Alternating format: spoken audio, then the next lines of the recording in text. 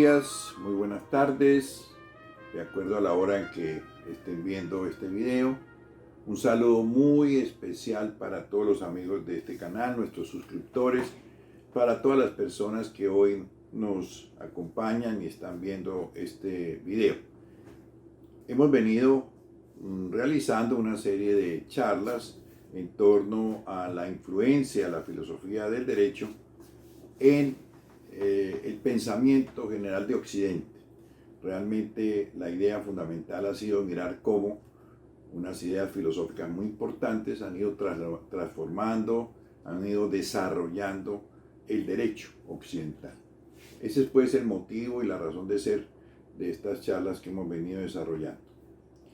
Siempre que un gobernante cualquiera y en cualquier lugar del mundo concentra en su persona las funciones de legislación, de ejecución de las leyes y de juzgamiento, es decir, un gobernante que es legislador, posiblemente a través de un cuerpo legislativo dependiente y subyugado por él, cuando a través de un aparato burocrático que él designa directamente, realiza las tareas de ejecución de la ley y de administración del Estado, y puede nombrar jueces a discreción a partir, por ejemplo, de un tribunal supremo que a su vez nombra todo el aparato judicial. Hablamos de una concentración del poder y hablamos de un poder dictatorial y hablamos de que se ha roto la separación de los poderes. Y cuando hablamos de la separación de los poderes, pues estamos hablando ni más ni menos que el autor de esa teoría que es el Barón de Montesquieu. Vamos a hablar hoy entonces de Charles Louis de Secondat, señor de Bray y Barón de Montesquieu. El esfuerzo de Montesquieu, su esfuerzo teórico, consistió en romper el pacto diabólico. El pacto diabólico se conforma a partir del momento en que alguien asciende al poder y necesariamente parece que llega al abuso, al atropello, al exceso en el ejercicio del mando. Romper ese pacto diabólico es todo el esfuerzo de Montesquieu, es decir, el esfuerzo por compatibilizar la dialéctica diabólica del poder al abuso y la libertad de las personas, la libertad de los ciudadanos. Y entonces la teoría de Montesquieu va encaminada fundamentalmente a rescatar la libertad frente al poder. Ese es realmente todo el gran esfuerzo teórico de toda su vida. Siempre Montesquieu dirá: el poder tiende al abuso. ¿Cómo evitar eso? Ese es el gran esfuerzo teórico, de Montesquieu a lo largo de su vida intelectual. Bien, entonces algunas notas biográficas del Barón de Montesquieu.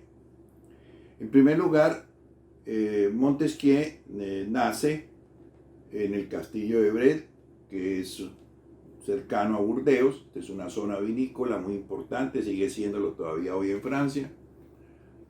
Y Montesquieu participa de una doble origen, llamémoslo así. Por un lado, la llamada nobleza de espada, la nobleza tradicional, la nobleza de sangre, la nobleza guerrera.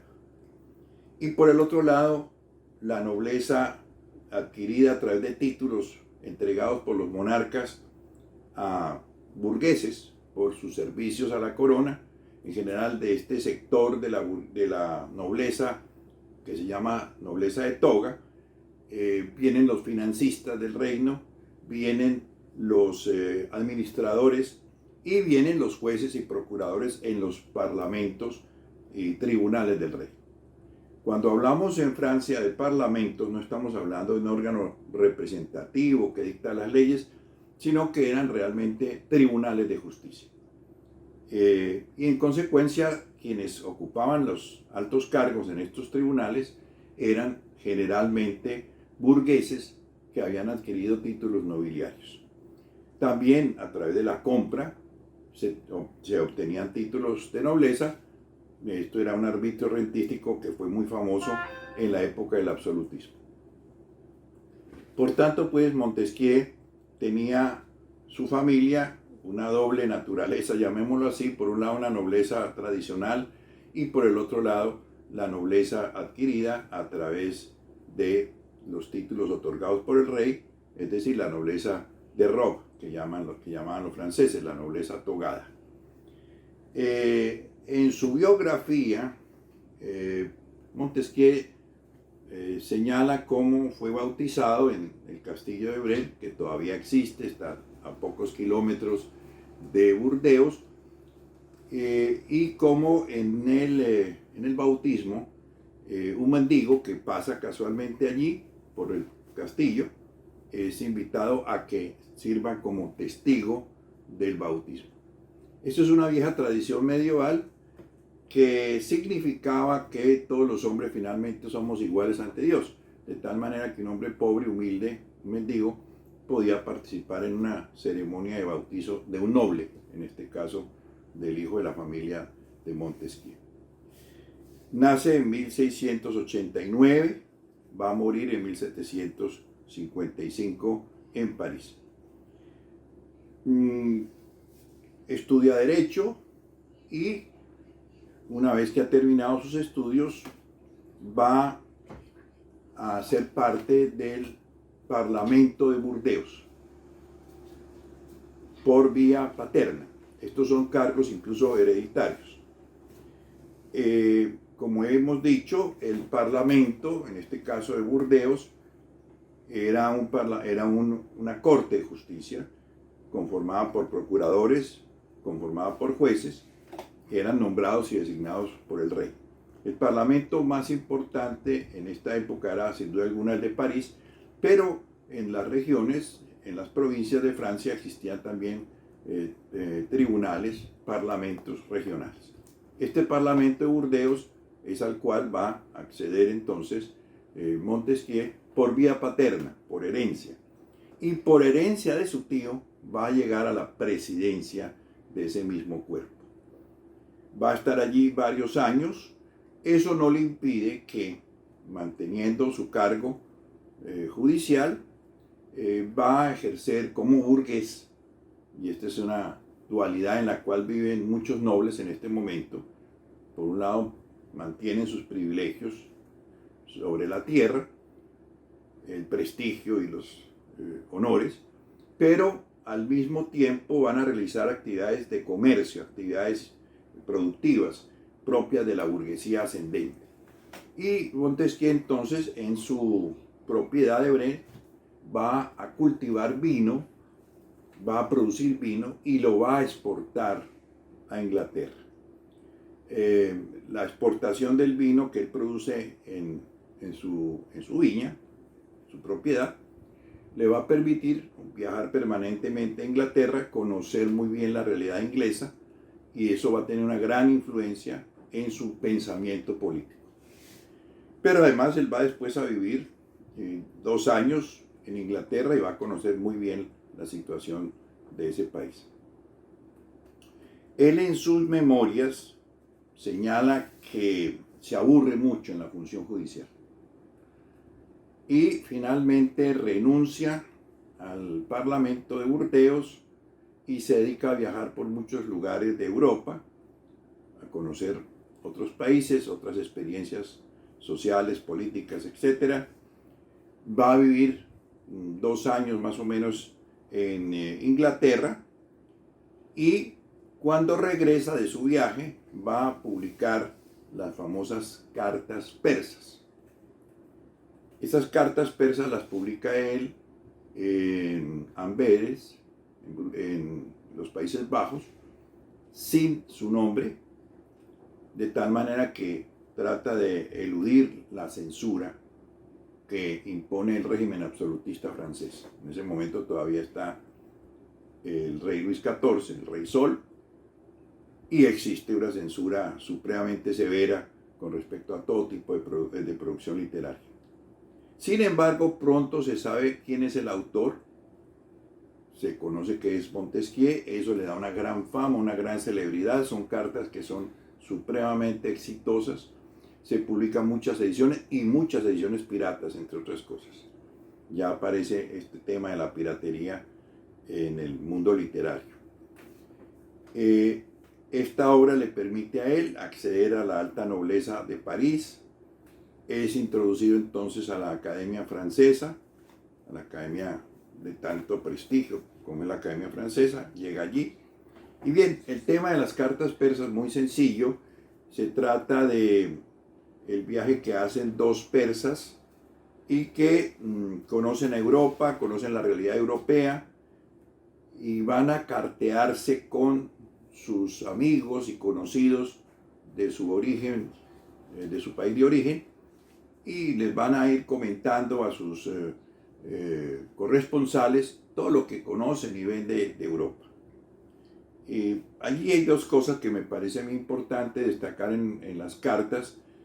Primero, el tema de que Uzbek, uno de los personajes que viaja, va a criticar el absolutismo, la posición del poder político atropellando a los ciudadanos que existe en su país, y es una forma indirecta de criticar el absolutismo del gobierno de Luis XIV, es decir, utilizando por la vía de Uzbek y la crítica que le hace al despotismo en su tierra, también pues indirectamente va a hacer la crítica del absolutismo monárquico que se vive en Francia.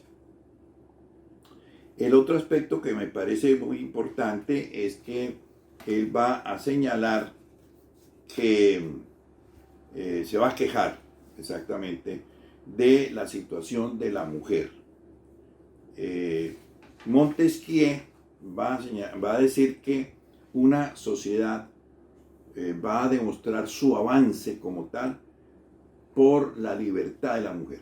Este va a ser un tema muy importante en estas cartas de cartas persas de Montesquieu. El papel liberador de la mujer.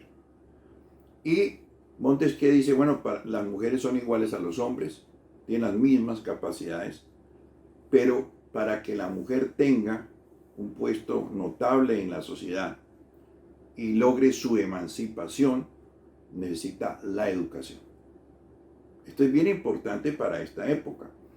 Y uno diría, bueno, esto fue lo que él planteó mediados del siglo, un poco antes de mediados del siglo XVIII. Y pensar que la mujer va a tener derecho a acceder a la educación prácticamente 2 siglos después de esta tesis de Montesquieu, en su libro Las cartas persas. Sabemos perfectamente que la mujer accede a la universidad prácticamente hacia 1930, 1940, etc. De manera que durante más de 2 siglos después de este tema de la liberación y emancipación de la mujer, planteado por Montesquieu en las cartas persas, la mujer no va a tener derecho a la educación. Y va a seguir confinada pues a la vida doméstica. Montesquieu utiliza un recurso literario que ya había sido utilizado por Cervantes, que es el decir que Cervantes utiliza este recurso que consiste en que habla de que la historia de Alonso Quijano, el Quijote, la adquirió él a través de unos documentos muy antiguos de un árabe, Sidi Hamete Berengeli, que es supuestamente este historiador árabe que proporciona a Cervantes, el escritor, el narrador, la historia de Alonso Quijano. Bien, Montesquieu utiliza el mismo recurso literario. Él va a decir que él alojó a estos dos persas que están recorriendo Europa y están conociendo la realidad del mundo europeo, que él los alojó y que él simplemente ha servido de traductor. Con esto Montesquieu pues quiere darle verosimilitud a su narración, por un lado, y por el otro lado, tratar de eludir la censura existente en Francia con respecto a todas las obras literarias. Para 1748, casi 20 años después de las cartas persas y cuando ya él es muy célebre, va a publicar su libro más famoso, El Espíritu de las Leyes. En El Espíritu de las Leyes va a ocurrir exactamente lo mismo. Montesquieu va a publicar la obra en Ginebra, sin su nombre, pero va a ocurrir lo mismo que ha ocurrido con las cartas persas. Se va a saber pronto que él es el autor, tiene un éxito también formidable con esta obra, y esta obra va a ser condenada por la Iglesia, va a ser introducida en el índice famoso de libros prohibidos que no pueden leer los católicos bajo pena de pecado mortal. A Montesquieu eso no lo va a afectar demasiado, la obra sigue teniendo un gran éxito, muy difundida, traducida a muchos idiomas, etc. No es la primera vez que la Iglesia, y esto vale la pena que lo digamos, se opone a las ideas democráticas. Ya lo habíamos visto en 1215, un poquito antes, cuando los ingleses producen la famosa Carta Magna, que limita los poderes del rey en materia de impuestos y en materia de libertad de las personas. El Papa Inocencio III, que es el Papa más poderoso de la Iglesia, condena este documento, condena a los varones y los excomulga por esta carta que limita los poderes del rey. Y aquí comienza la Iglesia a oponerse a la democracia. Y aquí, en este documento que es clave para el nacimiento de la democracia moderna, vamos a ver a la Iglesia condenando las ideas de Montesquieu. Después tendremos la condena que hace Pío IX ya en el siglo XIX, que condena en el mismo nivel de diabólico a el socialismo, al liberalismo y a la masonería. Y luego en el siglo XX, comenzando el siglo XX, se hablará del modernismo y la condena al modernismo. Y dentro de la condena al modernismo están las ideas democráticas, las ideas liberales de la democracia moderna. Bien, Montesquieu va a ir perdiendo la vista, va a terminar ciego. Él con un gran estoicismo va a decir que quien pierde la vista tiene mayor luminosidad en su mente, que los que son ciegos ven más cosas que los que tienen una buena visión. Muere en 1755 en París y realmente su obra va a tener una trascendencia increíble. Entonces entremos en el pensamiento de Montesquieu muy rápidamente. En primer lugar, Montesquieu funciona con los criterios de la ciencia y en esto sigue las ideas de Newton.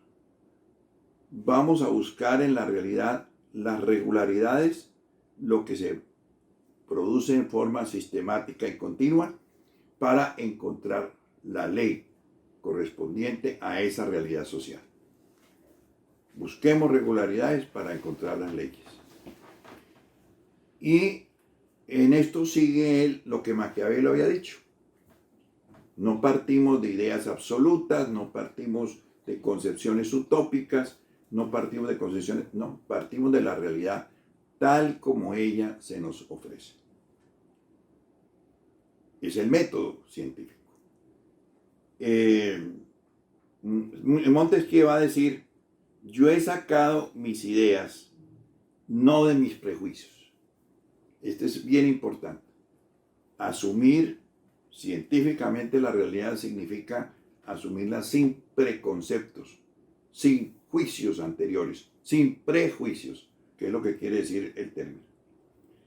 Bien, el título de la obra, El Espíritu. Cuando Montesquieu llama a su obra El Espíritu de las Leyes, el espíritu quiere decir, o lo podemos interpretar como cultura.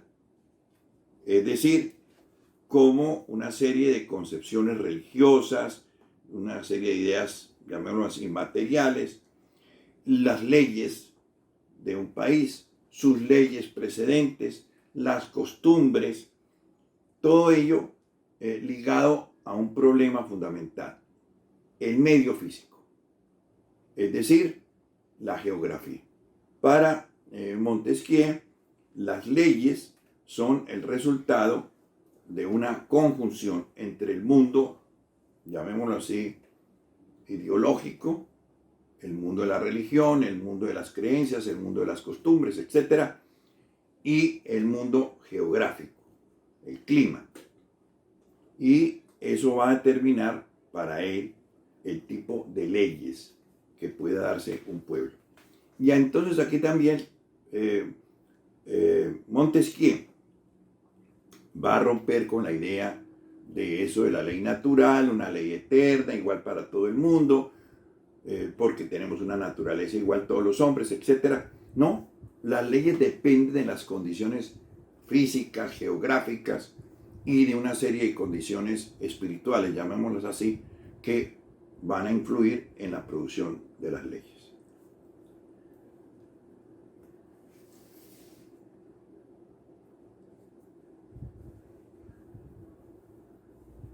En segundo lugar, Montesquieu encuentra una serie de formas de gobierno, en esto sigue mucho las ideas de Platón, de Aristóteles, etcétera, de buscar cuáles son las formas de gobierno ideales, una especie de clasificación, y encuentra pues tres formas de gobierno: la forma de gobierno republicana, la monarquía y el despotismo.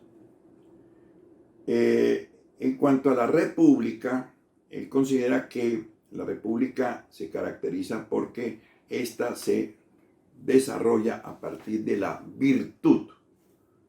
Y la virtud para él es cuando el interés particular se sujeta al interés general. La república es una organización del poder regida por la virtud de lo general sobre lo particular. Pero él considera que, y el ideal fue la República Romana en algún momento, él considera que esto es ya cosa del pasado, que ya no es posible pensar en la República tal como existió en la época romana, etc. La monarquía. Él considera que la monarquía hace grandes cosas en la industria, en el comercio, en el bienestar general. Pero para que la monarquía cumpla esas funciones progresistas, llamémoslas así, debe existir la división del poder. Aquí viene ya la teoría de la tridivisión del poder. Y en tercer lugar estaría el despotismo. El gobierno despótico se mueve sobre el temor y la corrupción. Y dice él que un pueblo corrupto, sin jueces, no tiene otro destino que la desaparición. Y dice también, a propósito del despotismo, un pueblo que siempre ha estado esclavizado difícilmente consigue la libertad. Esta reflexión de Montesquieu es bien valiosa porque uno encuentra que pueblos como el pueblo ruso, que vivió durante tantos siglos bajo la égida del zarismo, del despotismo zarista, después bajo un gobierno autoritario que negó todas las libertades, como fue el gobierno bolchevique en la época de Stalin, etc., con un periodo pequeñísimo de democracia, que fue la época de Gorbachov, y ahora nuevamente en manos de un gobernante absolutista, que es Putin, eso es indudable, pues es un país que nunca ha gozado realmente de la libertad. Los pueblos que no han gozado de la libertad, que han estado esclavizados, dice Montesquieu, difícilmente conquistan la libertad. Uno podría decir también lo mismo del pueblo chino. Siglos y siglos bajo el imperio. Viene una época republicana, además anárquica, caracterizada por una serie de jefes guerreros, invasión japonesa y luego el gobierno comunista a partir de Mao hasta el día de hoy. Diríamos que es un pueblo que nunca ha gozado la libertad, nunca la ha podido conquistar, porque siempre ha estado sometido al despotismo. Bien, entonces lleguemos a la teoría de la división del poder, que es lo que Montesquieu va a relevar en mayor medida como herramienta e instrumento fundamental para controlar el abuso del poder.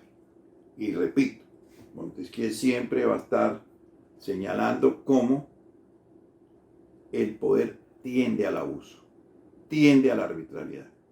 ¿Cómo evitarlo? Montesquieu entonces va a teorizar su famosa separación de los poderes, la tridivisión, legislativo, ejecutivo y judicial, que no es algo que él haya inventado, es algo que él va a ver en Inglaterra, es algo que él conoció en Inglaterra. Vio que existía un parlamento que hacía las leyes, vio un rey con un gabinete que estaba sometido a las leyes y que era el ejecutor de la ley. Vio unos jueces que actuaban en forma independiente, imparcial, que aplicaban un derecho para todos los ciudadanos, que es el common law. Eso lo vio en Inglaterra, él no inventó nada. ¿Qué hizo Montesquieu? Hizo una teoría sobre eso. Es decir, señaló cuáles eran las condiciones y las consecuencias de esa separación de poderes. Ya Locke había hablado de la tridivisión.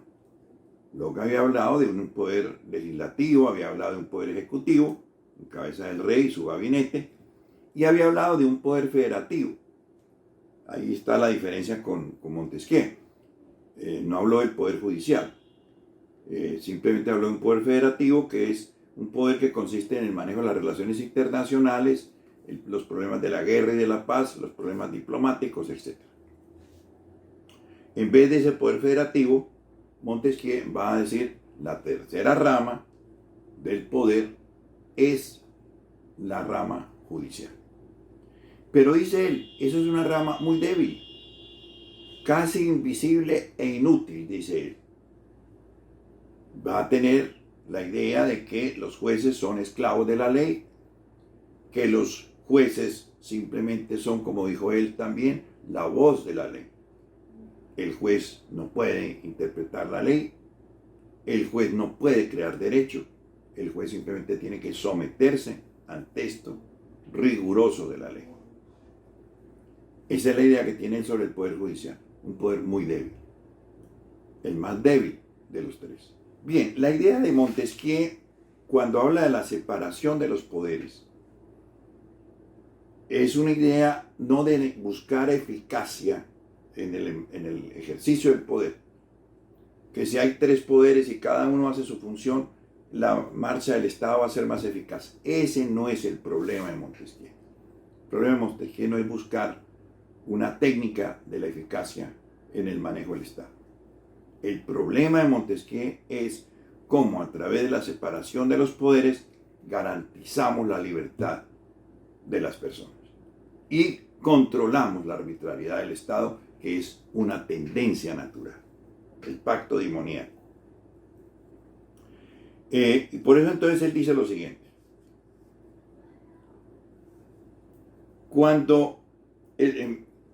¿por qué buscamos la libertad? A través de la separación de los poderes.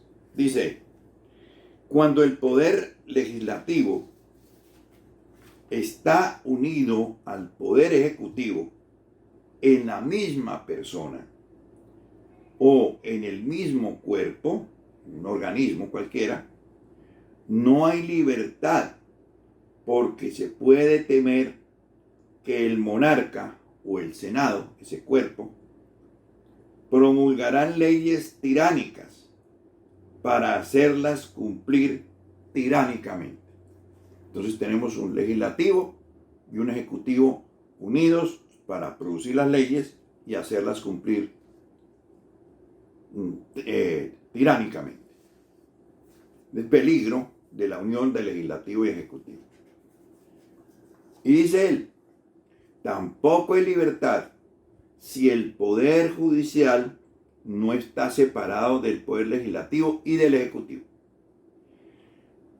Si va unido el poder legislativo, el poder judicial, perdón, al poder legislativo, el poder sobre la vida y la libertad de los ciudadanos sería arbitrario, porque el juez sería al mismo tiempo el legislador.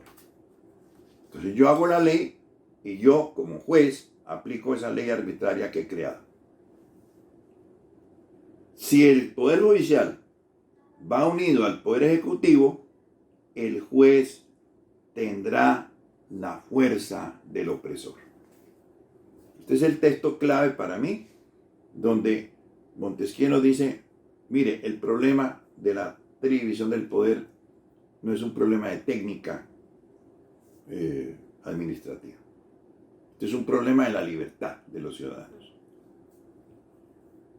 Y concluye, todo estaría perdido si el mismo hombre, el mismo cuerpo de personas principales ejercen los tres poderes.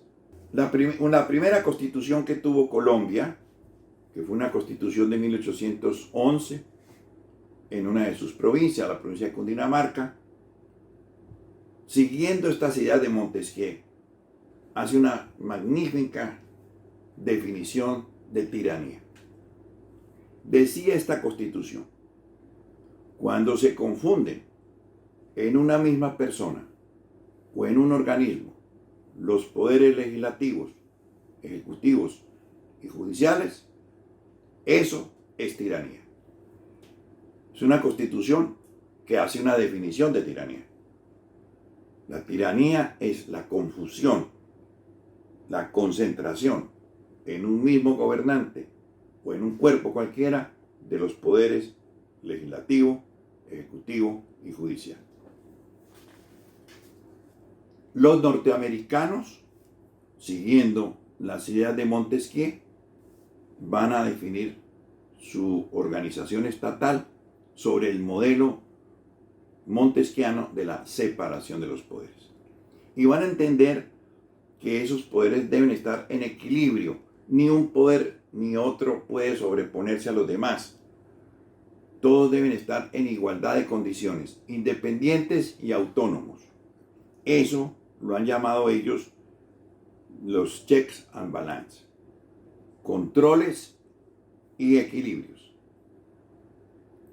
Pero para Montesquieu lo más importante no era el equilibrio de poderes, la igualdad entre los poderes, sino que esa igualdad sirviera a controlarse uno y otro. De tal manera que el legislativo controlaba al ejecutivo, pero el ejecutivo a su vez controlaba al legislativo. Y los jueces también controlaban a los otros dos poderes. Por eso decía la famosa frase de Montesquieu, con la cual sella completamente su teoría de la separación de los poderes. ¿Para qué la separación de los poderes? Para que el poder refrene al poder. Es decir, para romper el pacto diabólico del abuso del poder. Con esto, y muy sintéticamente, hemos dado término a esta presentación de la obra magna de Montesquieu, que sigue gravitando en el mundo de hoy. Seguiremos hablando del dogma de la separación de los poderes. Seguiremos hablando del abuso y de la arbitrariedad cada que esos poderes se concentran en una persona o en un organismo. Es una teoría que se ha mantenido vigente a lo largo de casi 3 siglos. Hay democracia, que es separación de poderes. Hay autoritarismo, hay despotismo, hay tiranía, cada que esos poderes se confunden en un gobernante o en un cuerpo cualquiera.